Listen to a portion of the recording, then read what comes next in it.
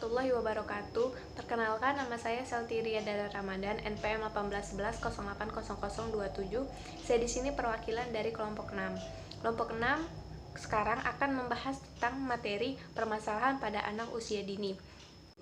Permasalahan pada anak usia dini adalah suatu hal yang mengganggu kehidupan anak yang timbul karena ketidaksesuaian pada perkembangannya.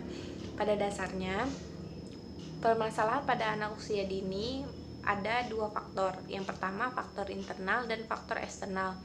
Yang faktor internal ini berupa dari kesehatannya, dari psikisnya, lalu masalah yang timbul dari dalam diri anak tersebut.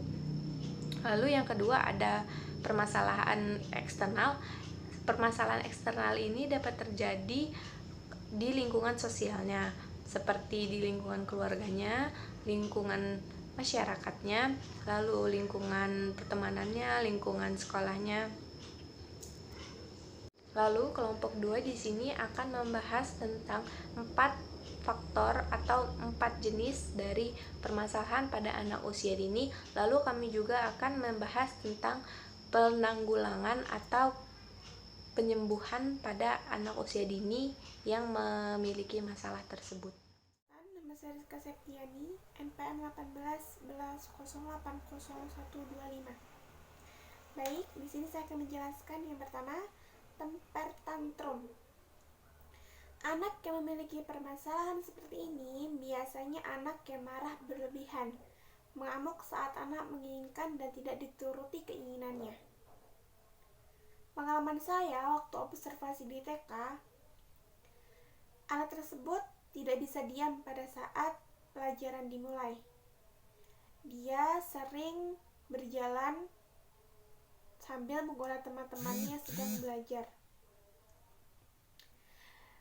Dan tempat duduk anak tersebut tidak disamakan dengan temannya, melainkan ia duduk di sebelah gurunya, agar gurunya bisa melihat perkembangan anak tersebut ketika sedang belajar. Kemudian ada ciri-ciri anak temper tantrum. Yang pertama, marah berlebihan.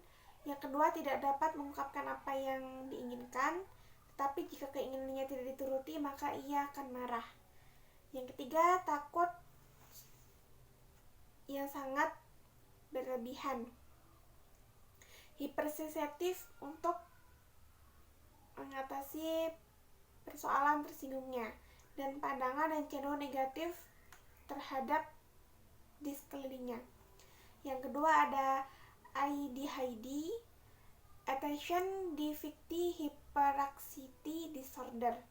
ADHD adalah anak yang mengalami kurangnya perhatian, dan hiperaktif adalah perilaku yang memperlihatkan gerakan yang berlebihan. Pada umumnya, anak seperti ini tidak bisa diam, ingin melakukan sesuatu yang dia inginkan. Anak hiperaktif bisa dilihat pada saat mereka melakukan sesuatu, yaitu contohnya permainan. Ketika anak tersebut merasa capek dan letih, maka ia akan mengeluarkan keringat banyak. Tetapi anak tersebut tidak bisa diam dan masih ingin melanjutkan bermainnya. Kemudian ada ciri-ciri anak ADHD menurut Betty B. Osmond tahun 2020. Yang pertama, sering mendapat kesulitan dalam memperhatikan tugas dan permainannya. Yang kedua, sering tidak memahami semua instruksi dan gagal menyelesaikan pekerjaan sekolah. Yang ketiga, mudah tersinggung oleh rangsangan dari sekitarnya. Warahmatullahi wabarakatuh. Nama saya Sastika, NPM 1811080056. Materi tentang bimbingan konseling anak usia dini. Yang pertama, agresivitas. Menurut Horlocks 1987, anak berusia 2-6 tahun belajar melakukan hubungan sosial dengan lingkungan rumah, terutama dengan anak-anak yang seumuran. Agresif adalah tingkah laku yang menyerang perkembangan fisik atau melakukan ancaman permusuhan terhadap temannya. Tingkah laku seperti ini bisa melukai orang lain, penyebab anak menjadi anak yang agresif, pola asuh yang salah. Anak selalu dituruti keinginannya. Orang tua ya selalu berkata anak nakal. Keluarga yang bersifat otoriter, apa yang diinginkan orang tuanya dipenuhi oleh anaknya. Adapun ciri-ciri anak agresivitas sebagai berikut. Yang pertama, sering melukai atau berkelahi. Yang kedua, menyerang temannya dengan menggunakan kaki, tangan, dan tubuh untuk melukai temannya. Yang ketiga itu menyerang temannya dengan perkataan atau mengolok-olok, mencaci, dan mengejek. Materi yang kedua itu ada sifatnya pemalu. Elizabeth B. Hurlocks 1987 mengatakan bahwa rasa malu sebagai reaksi emosional yang tidak menyenangkan yang timbul pada seorang akibat adanya penilaian negatif terhadap dirinya sendiri. Perasaan dan kesadaran malu pada diri anak sangat tinggi. Pada umumnya, penyebab anak pemalu karena pengaruh orang tua. Pengaruh orang tua, anak dilarang berteman dengan orang yang tidak level, sehingganya menyebabkan anak tidak mudah bergaul dengan teman-teman yang lain. Adapun ciri-ciri anak pemalu sebagai berikut. 1. Kurang berani berbicara dengan guru atau orang yang baru dikenal. Yang kedua tuh lebih senang bermain sendiri. Yang ketiga, sering melakukan aktivitas dengan teman akrabnya dan tidak mau melakukan aktivitas bersama-sama. Yang keempat, tidak bersedia untuk berdiri di depan kelas. Nah, yang kelima, tidak dapat menatap mata ketika berbicara. Pada kesimpulan tentang permasalahan pada anak usia dini, orang tua, guru, dan orang yang akan menjadi orang tua harus bisa memahami tentang perkembangan anaknya dan mengetahui tentang permasalahan yang dihadapi pada anaknya. Terima kasih. Mengejek. Materi yang kedua itu ada sifatnya pemalu.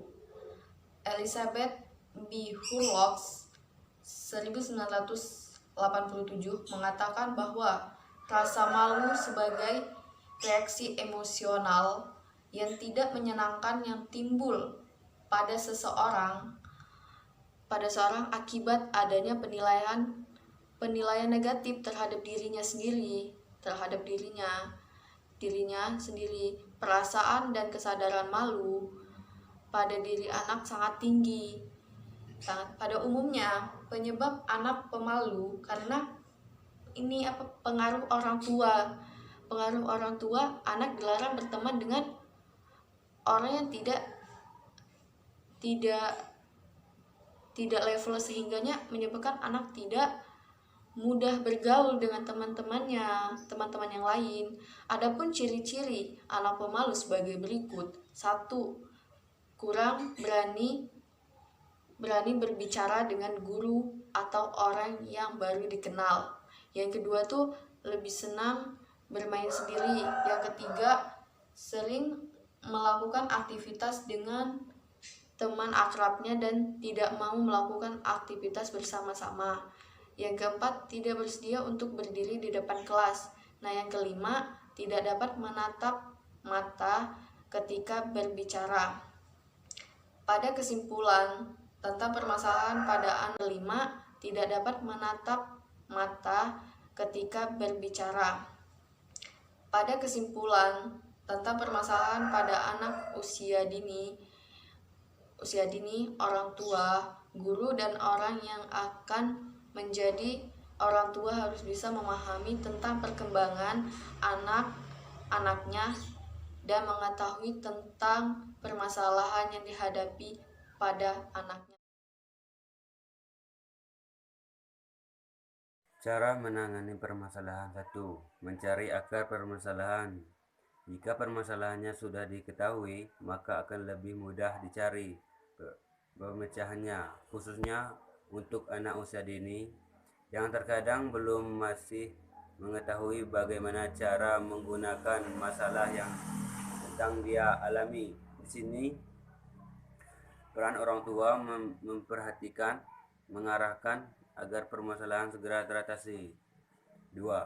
Memberikan saran dan nasihat dalam mengenai permasalahan anak usia dini.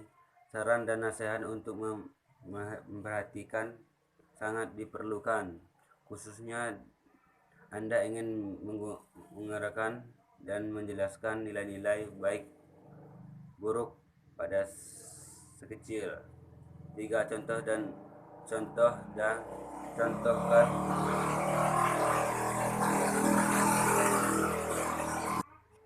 Contohkan dan ajarkan nilai-nilai yang baik. Setiap anak adalah seorang lentera yang ulung. Oleh karena itu, sebagai orang tua, Anda harus menjadi teladan baik untuk si kecil, sehingga dia akan berusaha memiliki hal yang baik yang Anda lakukan. 4. Melatih konektif. Yang dimaksud di sini adalah melatih konektif si kecil yang kemampuannya berpikir. Kemampuannya tersebut akan menjadi si kecil sanggup menghubungkan nilai-nilai, mempertimbangkan suatu kejadian atau peristiwa. Demikian materi yang telah disampaikan oleh kelompok 6. Apabila ada kesalahan, kami mohon maaf, dan kepada Allah kami mohon ampun. Sekian, wassalamualaikum warahmatullahi wabarakatuh.